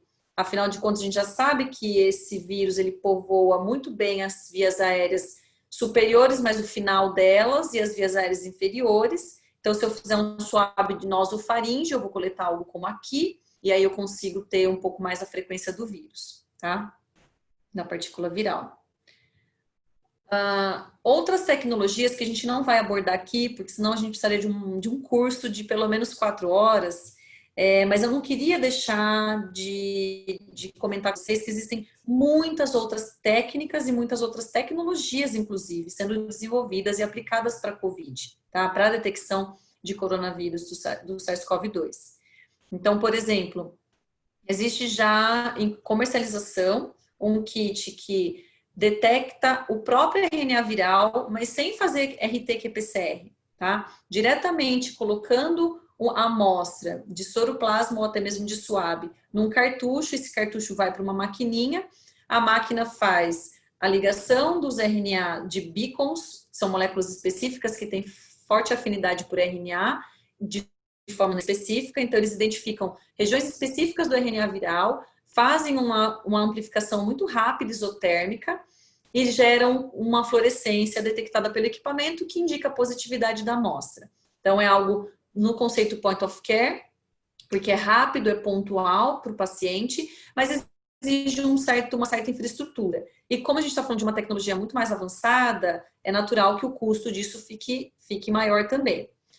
A Luminex também desenvolveu um painel de diversos marcadores proteicos que faz análise de muitas proteínas, sejam anticorpos, sejam citocinas inflamatórias ou alguns outros marcadores proteicos que indicam para um estado de saúde mais macro, né? Eles não apontam apenas presença e ausência do vírus, mas eles indicam todo um perfil imunológico daquele indivíduo que estiver acometido com SARS-CoV-2, tá? Existe um outro produto, um outro kit de uma empresa super inovadora também, que gerou um perfil, criou um kitzinho, também precisa de um equipamento, esse kit, mas ele faz algo muito simples, genial, porém muito simples. Ele, com o uso de combinações de CRISPR e Cas, de enzimas Cas, ele gerou um perfil uma diversidade de combinações CRISPR-Cas que gera um perfil de fragmentação das moléculas do RNA viral. E isso gera uma imagem com um perfil de fragmentos. E esse perfil de fragmentos aponta a positividade ou negatividade da amostra, numa simples eletroforese. Então, é um equipamento super inovador que utiliza tecnologia nova de CRISPR e faz rapidamente a identificação, com baixo custo, né, de amostras que possuem SARS-CoV-2, porque vai olhar direto fragmentação do RNA viral, dependendo da combinação de CRISPR e Cas, tá? Isso é legal, inclusive para, acredito eu, que a evolução desses kits, não li nada, tá? Uma opinião muito pessoal. Acredito que a evolução desses kits, ela vai apontar detecção de mutantes de SARS-CoV-2. Ou seja, a gente está fazendo um exame em massa, em larga escala, rápido, que pode, inclusive, auxiliar na questão genética do vírus, na filogenia daquele vírus e na composição de perfis variantes, geneticamente falando, do SARS-CoV-2. E isso a gente sabe que é uma menina dos olhos de ouro para quem desenvolve vacina. E medicamento também, mas principalmente vacina, tá? Enfim, pessoal, se a gente for se estender com tecnologias, a gente precisa de 4 horas de discussão e de estudos, porque são muitas as que vêm por aí. A gente só deu um aprofundamento nas tecnologias e nas técnicas que são mais difundidas no mundo e que estão mais bem conceituadas do ponto de vista de saúde pública, tá? Por custo, por disponibilidade e tudo mais. Mas as novas também não podem ser deixadas de lado, porque as novas hoje podem ser o futuro de 2021, caso a gente venha a enfrentar um cenário um pouco mais delicado no ano que vem, tá? Que é possível. Enfim, qual método escolher, então? Diante de tantos, e diante de tantas variáveis, qual método escolher? Depende de alguns critérios que você tem que fazer uma boa análise junto com seu gestor, se você estiver no ambiente de saúde pública, ou junto com a sua empresa, se você estiver no lado do mercado, tá? Tempo de execução desse método é importante ser analisado. Se você está diante de um cenário que você precisa de um método de 5 minutos, ou se você pode ter um método de 4 horas, tá? Tempo de liberação do laudo. Eu posso ter um método que performa em 5 minutos, mas que a análise é tão complexa, porque eu tenho que fazer uma meta-análise, e eu só vou dar o laudo 24 horas depois. Isso é relevante, então eu preciso considerar. Que tipo de infraestrutura esse método exige? Eu preciso ter laboratório equipado com nível de biossegurança de acordo com as recomendações da Anvisa ou não? Eu preciso de um método com absoluta acurácia e sensibilidade ou posso ter um método mais simples de performance e que me entregue 80% dos resultados válidos? Tá? Essa é uma questão bem aplicada para decisão pelo método rápido, por exemplo. Qual é o tipo de amostra que eu tenho mais frequentemente no meu ambiente? Eu tenho mais sangue, soro, plasma ou suave? E os testes complementares, eles também têm que ser considerados no fechamento de laudo muitas das vezes, tá? Então, o dedímero já se sabe que ele é um excelente marcador, a trombina também, a troboponina, porque são proteínas marcadoras de performance vascular. E a gente já sabe que coronavírus ataca, na verdade, não é só o pulmão, mas principalmente a rede vascular pulmonar. Então, quais são os outros marcadores que complementam o laudo? Tá? Além de ter acesso à anamnese do caso ou não. É importante ter acesso à anamnese do caso para te auxiliar em qualquer desses métodos diagnósticos de escolha. Tá? E por último, pessoal, não menos importante, mas fica por último, nesse momento, custo. Qual é aquele que vai me entregar o menor custo pelo melhor resultado? Né? O custo-efetividade do método. Tá? Pessoal, encerrando, mas não podemos deixar de falar o quanto a PensaBio está voltada para trazer para o Brasil métodos e trabalhos e serviços e suportes envolvendo o combate ao coronavírus, tá? Então, a gente tem um time extremamente dedicado, somos em 16 pessoas, praticamente a gente só fala e só faz e só trabalha com Covid desde março. Tá? A gente está extremamente voltado para esse acontecimento. Tá? Estamos montando cursos de capacitação, webinários como esse que estão participando. Temos sim serviço de manutenção operando especificamente, ou na maioria das vezes voltado para laboratórios que trabalham com coronavírus. Nosso time de suporte técnico e científico praticamente só faz isso, atende telefone, monta material, tudo voltado para coronavírus. Temos nossos treinamentos ainda em dia, tá? De acordo com a disponibilidade dos clientes. E, enfim, temos aí um time de peso, um pessoal bem qualificado para trazer as informações de fora para dentro do país, né? Não só as informações, como também as soluções. Então, com toda essa estrutura, infraestrutura e pessoal, a gente traz muitos fornecedores, muitos produtos e muitas soluções de diversas empresas ao redor do mundo todo, escolhidas a dedo, tá? Para oferecerem a melhor solução no diagnóstico e na pesquisa de Covid. Então, se você tiver interesse em qualquer um dos assuntos conversados nessa palestra de hoje, ou tiverem curiosidade para saber mais outras coisas que a gente não abordou hoje, por favor, entrem em contato com a gente, tá? Participem de todos os nossos webinários e mandem e-mail para a gente continuar essa conversa. Vamos ter outro webinário da Cris, às horas, falando sobre sequenciamento de single cell, de novo, aplicado à Covid, tá? E aqui estão algumas referências utilizadas durante a apresentação. Talvez a gente tenha negligenciado uma ou outra, mas se vocês tiverem muito interesse, a gente busca.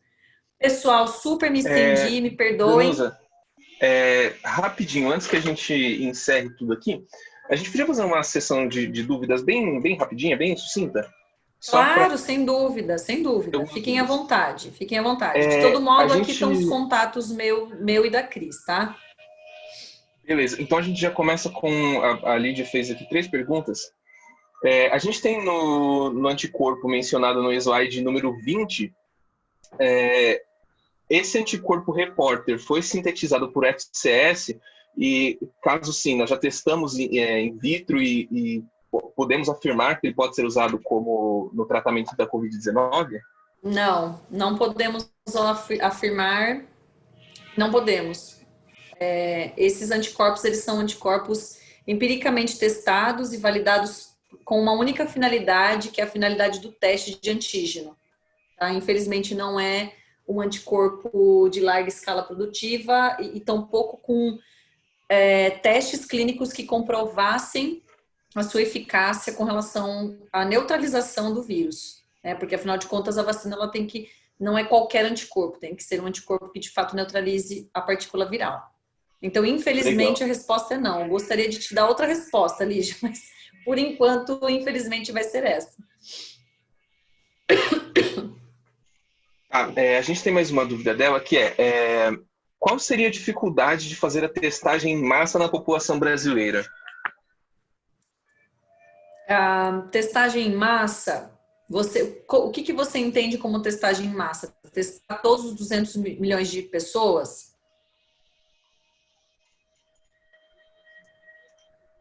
Com o teste rápido. Isso, mas testagem em massa, eu entendo que ela tem duas interpretações. Ela pode ser... A grande maioria das pessoas, não... A grande maioria das pessoas. O primeiro impasse aqui é custo, tá? Para a gente testar, e vamos dizer, 50% da população, a gente está falando de 100 milhões de testes. Isso vai ficar uma fortuna para o governo. E a gente não é um país que tem contas muito fartas a ponto de investir esse dinheiro na pandemia, tá? Outro fator se você diluir isso no tempo, naturalmente as pessoas vão ganhar imunidade. A gente vai ter a imunização em rebanho, que é o método mais antigo de epidemiologia que o mundo já viu, né? Há séculos antes de Cristo. A imunização em rebanho, ela acontece desde o sempre e ela é o método clássico de epidemiologia. Então, ela vai acontecer, está acontecendo, na verdade, a imunização de rebanho, e ela vai continuar acontecendo. Então, talvez não seja necessário você fazer a testagem de todos ou da grande maioria da população, porque naturalmente a gente vai ganhando imunidade à medida que a gente vai se expondo ao vírus e à medida que a gente vai desenvolvendo anticorpos protetivos e de memória, de preferência, que é o que os estudos estão apontando, tá? Então, o primeiro ponto é logística financeira, né, para a gente levar essa testagem para todos os brasileiros ou para grande parte. O segundo ponto talvez não seja válido nesse momento que a gente vive agora. né? Talvez não seja relevante você saber se todos têm ou se quantos por cento desse todos que têm ou já tiveram Covid. Mesmo porque nesse momento, que a gente está ainda no começo da fase exponencial de infecção, como mostra o gráfico do John Hopkins, você vai ter a maior parte da população brasileira ainda virgem. A gente não tem quantos por cento da população infectada? A gente está com 100 mil, né? Não, 200 mil. A gente tem 1% da população infectada, né? Então... Disponibilidade também, né, de reagentes além da Isso, acho que um terceiro disponibilidade ponto... de adquirir esses reagentes, a disponibilidade mesmo desses reagentes na quantidade de pessoas. Isso também é uma coisa que hoje é algo crítico. Por isso que a gente, no Brasil, começou a demorar as testagens, porque tudo isso é produzido fora, e o mundo inteiro querendo esse tipo de produto, e a disponibilidade realmente ainda é algo, uma problemática ainda da dificuldade de poder fazer essas testagens em massa ou aumentar o número de indivíduos. Né? Perfeito, Inclusive, Cris. entrando nessa parte de disponibilidade, né, a Lídia pergunta, a última pergunta dela, nós, como PensaBio, temos a capacidade de suprir o mercado brasileiro com testes rápidos? Infelizmente, não. Coitada da Lídia, só tá recebendo resposta triste, né? Não, na PensaBio não tem capacidade de abastecer o mercado brasileiro com nenhuma das soluções que a gente comercializa. A gente tem capacidade de agregar muito em volume, sim, comercializar para diferentes centros. A PensaBio está dentro de todos os grandes centros de pesquisa do Brasil e muitos dos centros de saúde pública no país também, pública e privada, inclusive. E a gente tem, sim, condições de abastecer uma boa parte, fazendo um bom trabalho, cuidando e selecionando os melhores fornecedores, fazendo o melhor suporte no pós-venda. E dessa forma a gente começou no combate à Covid e estamos trabalhando ainda dessa forma até hoje. Pretendemos continuar trabalhando por anos e anos, tá? Nesse modelo. Mas a gente reconhece o valor de vários outros parceiros, né? De várias outras empresas que também comercializam testes parecidos. E acho que tem espaço para todos, tá? Tem espaço para todos.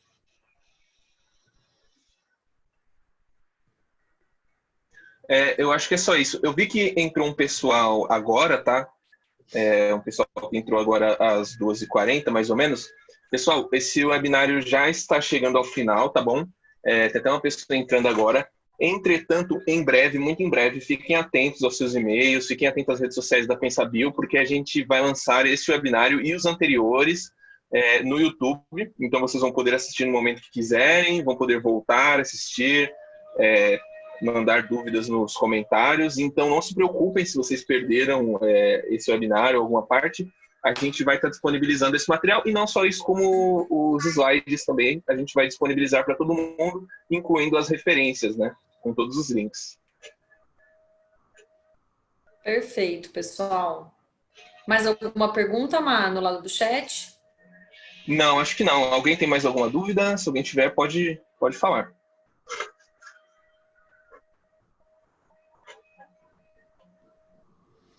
Então, acho que a gente encerra por aqui esse encontro, tá? Agradecendo imensamente a paciência de vocês, estendemos horrores o prazo, o tempo do webinário, mas espero que tenha sido enriquecedor. Para aqueles que não conseguiram aproveitar desde o início, aproveitem a gravação e o PDF dos slides.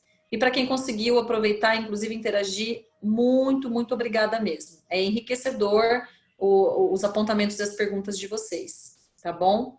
Obrigada. Pessoal, ficamos por aqui. Vocês vão ver a Cris ainda, né, Cris? Amanhã. Sim, não perca o webinário sobre algo realmente inovador, sobre single cell e vários estudos que estão sendo feitos fora do país, aplicados à Covid, que está impulsionando também o desenvolvimento de vacinas. Então, quem puder se inscrever e participar, só é amanhã às 14h, não à 1h. Vai ter participação da especialista da Tenex também. Então, vai ser algo também bem inovador, tecnologia bem nova, coisas bem novas. Então, não percam. E queria também aproveitar para agradecer a participação e pela gente ter estendido o horário, mas realmente foi muito produtivo. Então, pela paciência de todos. Obrigada.